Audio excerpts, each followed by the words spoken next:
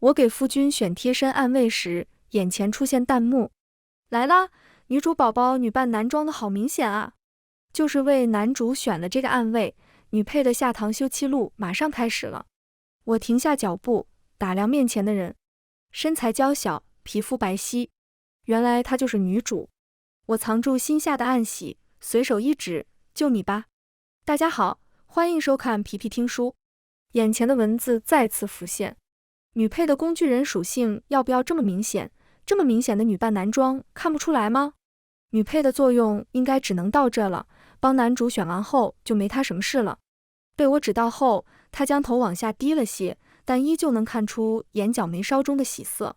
我又问道：你叫什么名字？他的声音也刻意压低了些：阿离。我点了点头：好，从今天开始，你就是大人的贴身暗卫了，切记要寸步不离，保护好他的安全。阿离沉声应下，眼前的文字又开始疯狂滚动。寸步不离的贴身暗卫，我们的阿离宝宝什么时候可以和男主贴贴啊？女配活该成为弃妇，自己把女主送上去的怪谁啊？我已经忍不住笑意了，下堂弃妇吗？毕竟这一天我比他们还要期待。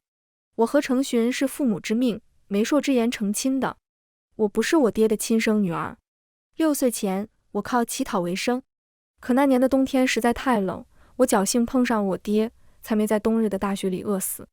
他给我饭吃，教我读书，可后来他屡试不中，就生出了买官的想法，可翻遍了家底，也没凑够10两银子。我偷偷打听了我爹要贿赂的人选，就是程寻。程寻任职大理寺，脾气阴晴不定，偏偏到处得罪了不少人。至于程寻不近女色、不娶妻的传言，已经成了不少笑谈。我看了看镜子里的自己，收拾收拾，还有几分姿色。为了报答我爹，隔天我就让他带我去了程府。程寻对我还算满意，我俩就这么成了亲。成亲之后，我爹也如愿当上了小官。程寻对我算是相敬如宾，他眉眼俊秀，但性子寡淡，实在不是我喜欢的样子。不过日子过得倒是比在家舒服，想要的好吃的、好看的、好玩的，只要我想要，程寻都会给我带来。除了必要的几句话和例行公事外，他从不多说一句。只是每次之后，程寻都会命人给我端来一碗汤药，我自觉地喝下，毕竟所有人都知道我嫁给程寻的目的。成婚当日，我就已经和程寻说好，等到他心上人出现后，我就自觉让位。为了不留后患，那汤药我日日都喝，身子不见消瘦，反而逐渐圆润了起来。可程寻的性子是最让我难以捉摸的，他公差办案，一天一夜没回来。我在床上睡得正香时，却被他直接抱起来。看着他的表情，我就知道他不太高兴。他高兴了，我和我爹的日子才会好过。为此，我开始留意程寻身边可能出现的女子，我特意给他们留了单独相处的时间和机会。可程寻更不高兴了。那天晚上，我直到天亮才迷迷糊糊地睡着，还能听见程寻在我耳边喃喃道：木木，今天那位赵小姐是办案的证人。当时还有其他人在场，后来也不是我将她送回去的，我和她没有任何关系。程寻发现我已经睡着后，我成功的被亲醒了，直到听他说完后，我才窝在他的怀里睡着。可这次不同，可能是程寻真的心上人。程寻当天很早就回了家，他看了看阿离，脸上没什么表情，算是默认了。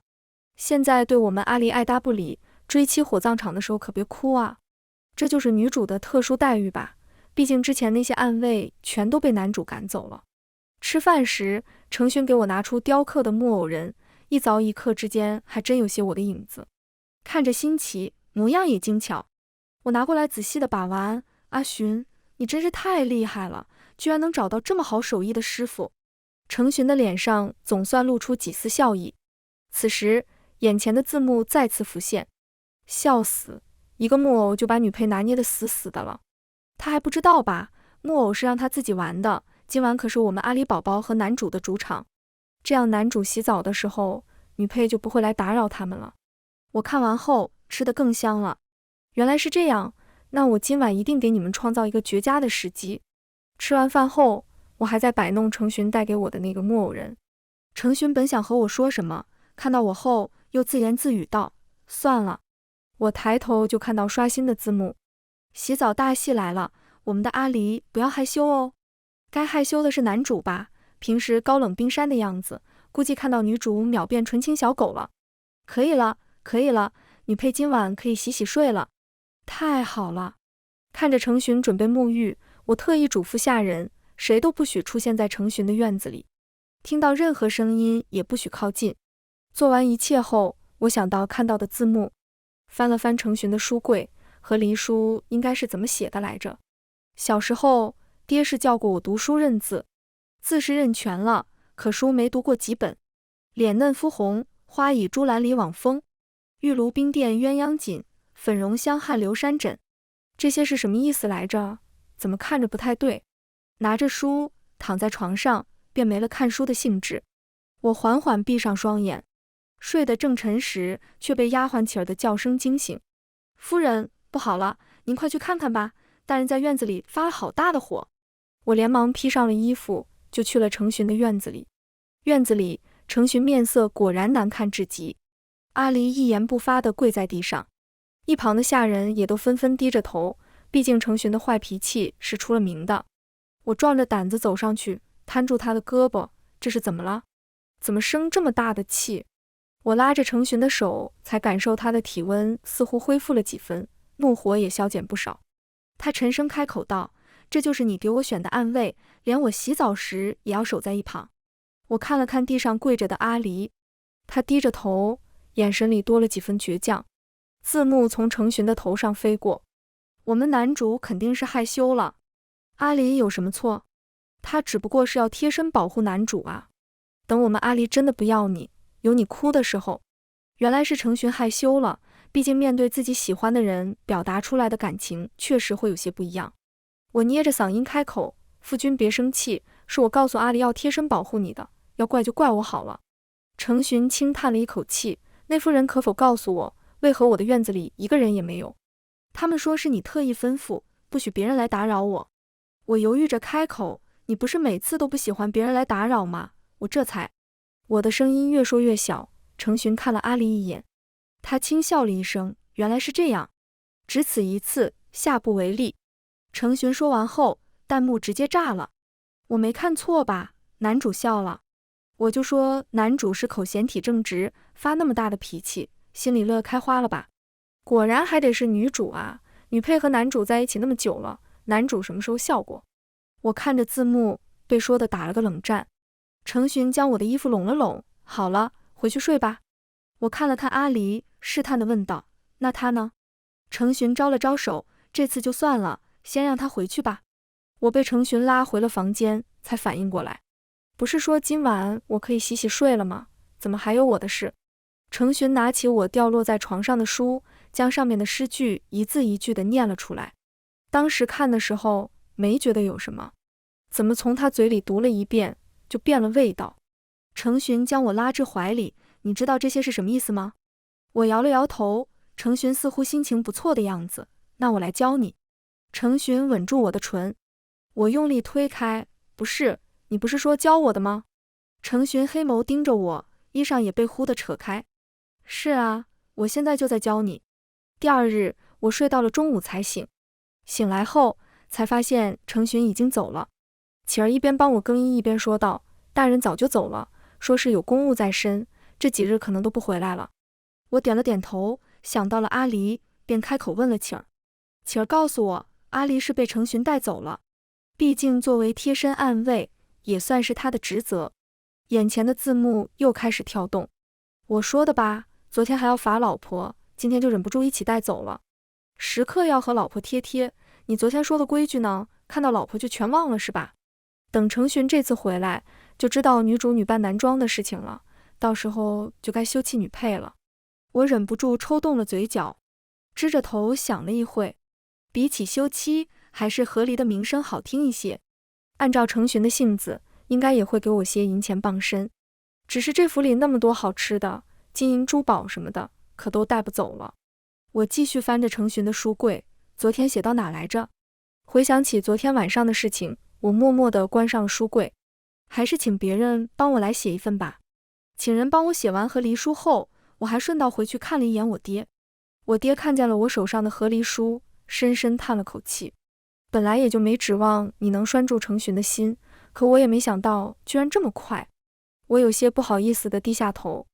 我爹拍了拍的肩膀，算了，我也知道程寻那人性情古怪，你早些和离，说不定还能多那些银钱傍身。我笑得没心没肺，我也是这么想的。为了和离后没什么遗憾，我特意带足了银钱，准备将所有的东西都买一遍，都尝一遍。我将月满楼里所有的招牌菜都点了一遍。正要付钱时，店里的伙计说道：“您就是程夫人吧？大人特意交代过我们，您的钱他来帮您付，另外还有晚上的宵夜也会一并送到府里。”我突然有些舍不得程寻了，毕竟他话少事也少，府里也清清静静的，上下都是我一人做主，就这么走了，好像还有些惋惜。不过想到我早就想周游诸城，程寻和这些相比也就不算什么了。我沿着这条街逛了一遍，走到了那家木偶摊子上，摊子上摆的似乎都没有当天那个精致。我在摊前看了半天，老板也看了我半天。他嘿嘿一笑，我总觉得姑娘你面熟，可就是想不起来在哪见过。我也来了兴致，你没见过我，又怎么能将我刻出来呢？老板这才一拍大腿，哦，我想起来了，之前是有位大人在我们这亲自刻的木偶人，今日总算是看到真人了。我大脑一时没有反应过来，木偶人居然是程寻亲自给我刻的。想到成亲这么久，程寻对我还是很不错的，只是可惜马上就不属于我了。不过为了自由，一切还算值得。晚上我正躺在床上，启儿就带着各色的菜品进来。夫人，大人对您可真好啊，走了还记挂着您，这些可都是您爱吃的。我看着摆满一桌子的菜，有些出神。我独自吃到了半夜，才躺在床上睡觉。今晚程寻不在，本该是我睡得最舒服的一晚，可现在似乎有些难以入眠。我摸了摸滚圆的肚子，一定是因为吃太多的缘故。第二日傍晚，程寻回来了，他抱着阿离快步进了自己的院子，脸上还满是焦急的神色。字幕再一次疯狂抖动。来了来了，我们的男女主马上就要相认了，看到没有？刚刚男主多着急，好想看男主看到女主是女人的反应。女配现在知道不对劲了，哭也来不及了，毕竟是你把他亲手送到男主身边的呢。在门口，我就听到程寻急切的声音：“大夫呢？去给我找大夫来。”程寻平日里情绪从不外露，这一次是真的急了。我回到房间里，将和离书藏在袖间，又从首饰盒里挑了几个最贵的首饰戴在头上，直到头上沉甸甸的我才觉得满意，这样应该能换不少银子。我装扮好后，正准备出门，就遇上了打开门的程寻。程寻看了看我的头上，又仔细打量了我，勾起了一抹笑意。木木是知道我回来，特意为我打扮的吗？我也扯出一个笑脸，是啊，阿离还好吗？程寻一步步逼近，直到将我抵在门口。木木，你能不能告诉我，你给我选个女扮男装的暗卫是什么意思？你是嫌程夫人做得太腻了吗？我抿着唇，不敢说话，毕竟生气的程寻还是有些吓人的。我低着头小声说了句对不起。片刻，程寻才摸了摸我的下巴，好了，没事。我猛地抬起头，头上的金簪、珠钗一个接一个掉下。我尴尬地笑了笑，刚想去捡，袖子里的和离书便掉了出来，还不等我拿回来，就被程寻眼疾手快地捡走了。程寻捡起来看了一眼，他脸色阴沉，黑眸里也盛满怒火。他的大手将我死死扣住，另一手抹挲着我的下巴。木木，你能给我解释一下这个是什么吗？我只觉得他的手掌冰凉，再没了刚才轻松的样子。我了解程寻，虽然脸上挂着笑意，却代表他是真的生气了。我拿出我惯用的手段，攀上他的脖子，歪着头说道：“我写着玩的，你信吗？”我的声音都透着些许的不自信。程寻的笑意瞬间消失，顺着手中的力道将我推到一旁，然后大步流星地走了出去。看来程寻是真的生气了，往常我这样，他都会消气。我努力回想，刚刚是哪里做的不对，想了半天，又坐回镜子前，将费心插在头上的珠钗都放了回去。琪儿急匆匆地跑过来，夫人，你知不知道，你给大人选的那个暗卫是个女的？听说她这次还是为了救大人才受的伤，这可怎么办啊？我长叹了一口气，本想着能趁临走时多捞一点，可没想到现在惹恼了程寻，只希望他能看在我们夫妻一场的份上，让我不至于两手空空的被赶出门。我来到程寻屋门口，看见程寻正端着一碗汤药，细心地喂阿离。之前程寻给我的汤药，我也嫌苦不肯喝，还是巧帮我找了蜜饯，我才硬着头皮喝下去。看来这次果然不同。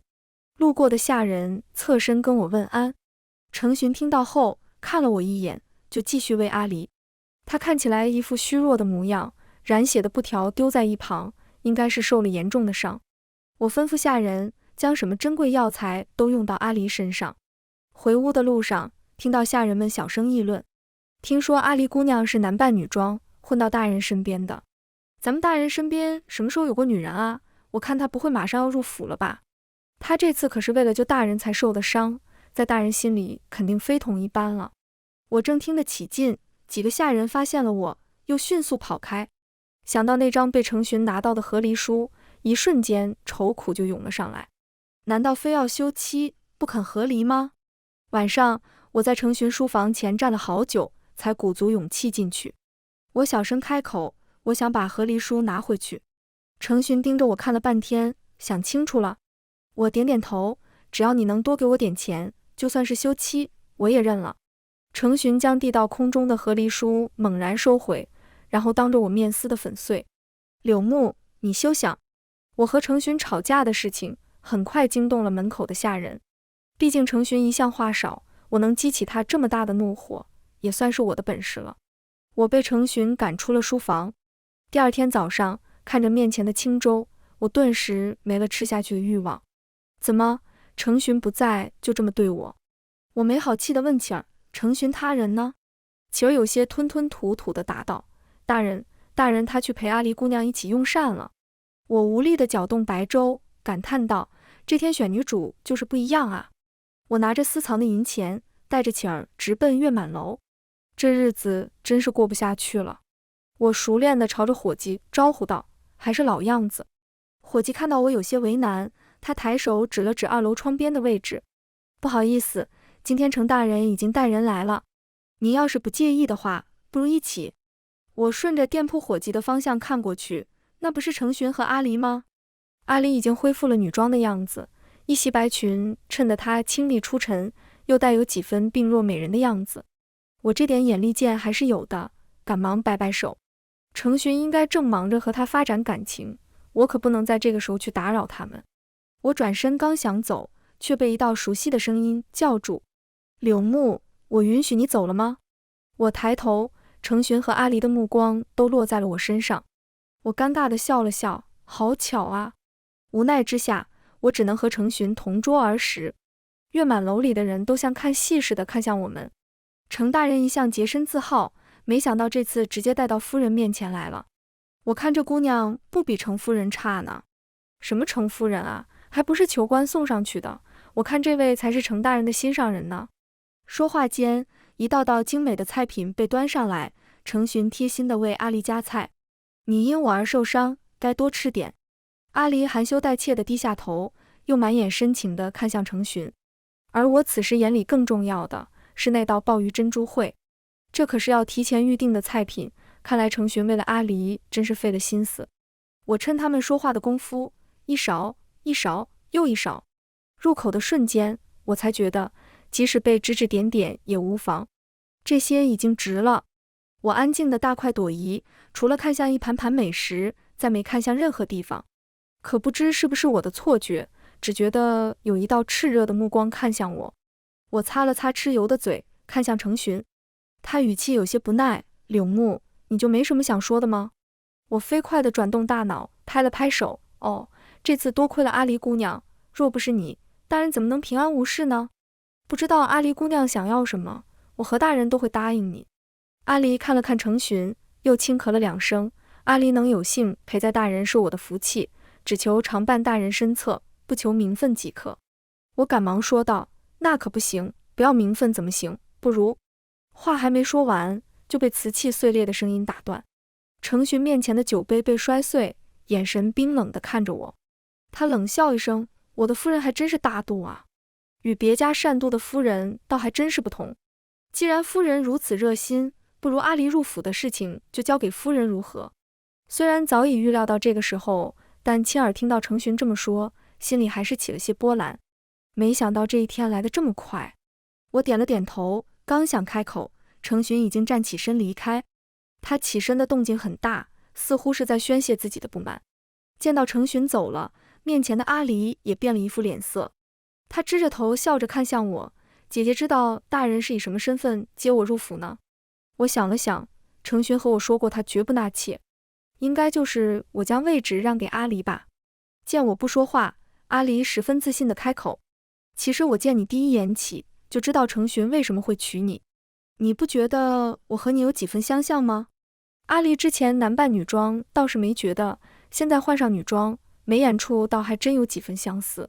他十分自信地开口：“我早就知道程寻会是我的夫君，而你不过是我的替代罢了。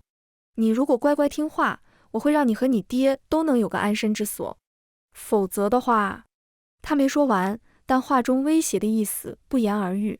见阿离走后，身后的议论声又响起。我就说程大人之前怎么多年不娶，原来是在等这一位啊。程夫人确实和这个姑娘长相相似啊，不过我看还是那位姑娘略胜一筹。我看啊，程夫人马上是要换人了。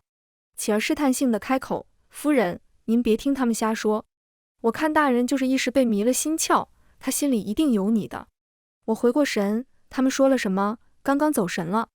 启儿扯了扯嘴角。我喊来伙计，把这些剩下的都给我送到府上。现在再不吃，以后可就真没机会了。等我回到府里的时候，整个府上已经热热闹闹的开始布置起来了。而阿离也是以一副女主人的身份自居，管家下人们都跑到阿离面前献媚求赏。我无所谓的路过，可启儿却是看不下去。他叉着腰，怒声道：“大人还没说怎么样呢，看你们那副小人的德行。”可那些人却满脸不屑地讥笑道：“有些人啊，还以为能和从前一样啊，可不知道啊，这府里该变天了。我们可不像你啊，说不定到时候连某些人一起被赶出去呢。”我赶忙拉走了启儿，他这个性子还是不能待在府里，索性让他跟我一起走好了。这2天程寻都没回来，我也没得到任何消息。以往他不回来都会找人告诉我一声，我也没再管他，而是自顾自地收拾起了东西。启儿，我若是带你一起走，你愿意吗？启儿疑惑道：“夫人，你要去哪儿啊？”我顿了顿，说道：“听说西城的海岸绵延千里，朔城的雪山终年不化，还有四季如春的云城，我都想去看看。”启儿也来了兴趣：“夫人，您说的是真的吗？可旁人都是铁了心要留下，您怎么一点也不想呢？”这里很好，可外面的世界也并非不好，这里的生活我试过了，外面的也想去看看。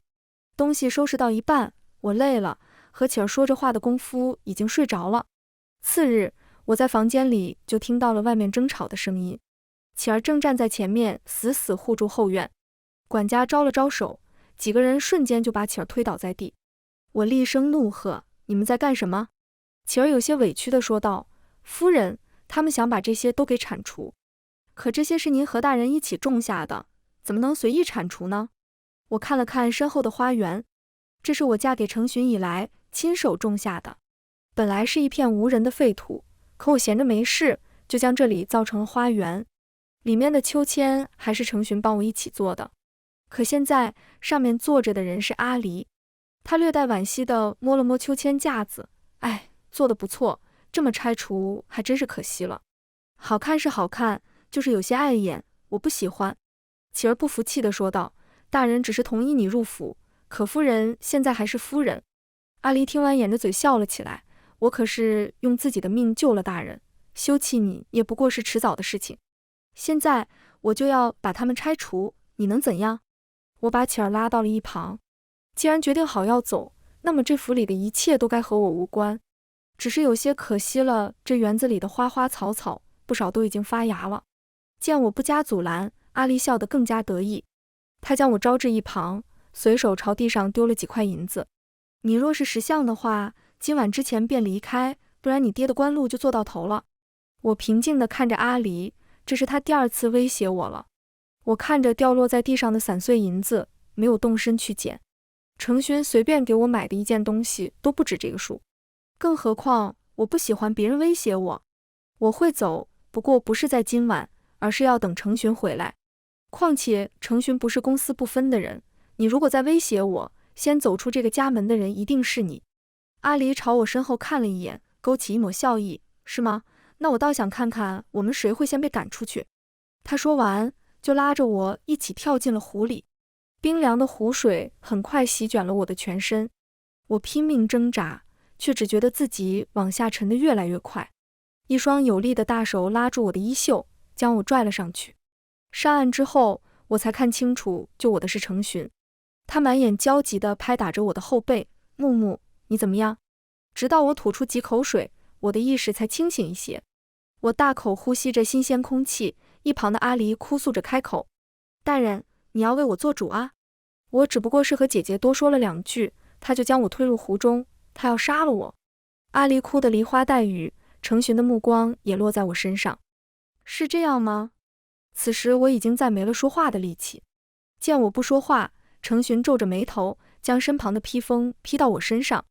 我有些微讶地看着他，可程勋不顾我的目光，语气冰冷，他企图谋害夫人，将她带下去，逐出城外，永不许再回来。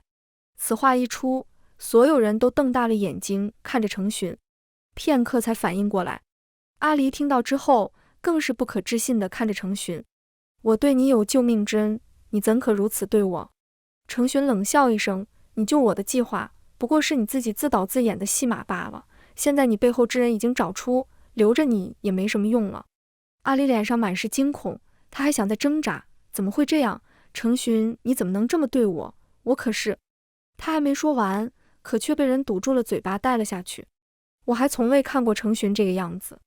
他将我亲自抱回卧房，又将手伸到我的头上，见我没事，才松了口气。他语气严肃，柳木，今日若不是我回来的及时，你就被淹死了，知道吗？我抱着被子小声嘟囔着，那还不是你自己带回来的人。程勋被气笑了，他扣住我肩膀，说道，那是谁给我选的人？我沉声道，我们不是说好的吗？等你的心上人出现，我会让位，更何况你当时娶我也并非真心。程勋直视着我的眼睛，柳木，难道我对你不好吗？我想了想，程勋对我是很好。他又道，你怎么知道我不是真心？我有些怀疑自己听错了，你说什么？程勋将我的手放在他的胸口上，我似乎能听到心跳的声音。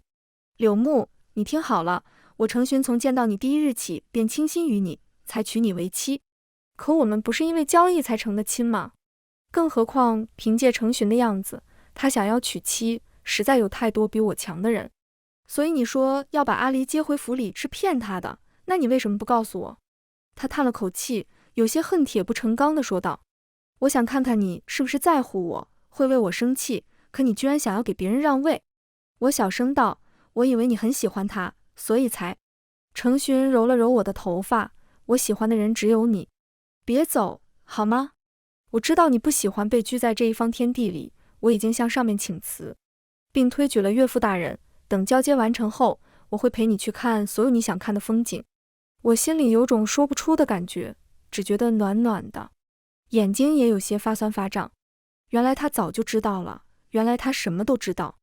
我缓缓吻上程勋的唇，这次不带有任何讨好，任何目的。半个时辰后，程勋亲自给我端来了一碗汤药，和每次一样。我卷着被子，捏着鼻子，躲到了最里面。程勋，你都说喜欢我了，怎么还给我喝这种东西？程勋满脸疑惑，怎么了？你身体不好，不好好调理很难有孕。这汤药虽苦，但却颇有成效，木木还是要乖一点才好。什么？这不是避子药，难怪我喝下去没有半分不适。程勋为我喝完了汤药，又亲自处置了府中上下所有奴仆。几日后，我爹高兴地跑过来，说他升职了，还要多亏了程勋。安顿好一切后，我和程勋驾着车马准备出发去云城。临走时，我爹老泪纵横地看着我，看着熟悉的街道，心中不免多出几分感慨。我的手被成群的大手紧紧包裹住，还好最重要的人永远都在身边。3年后，我站在朔城的山上，看着后面一大一小的2个身影慢悠悠地赶来，身后还有道稚嫩的声音：娘亲，你等等我。此刻，阳光将他们的影子拉得很长，我一路小跑过去，脚下的每一步都已经有了期待的样子。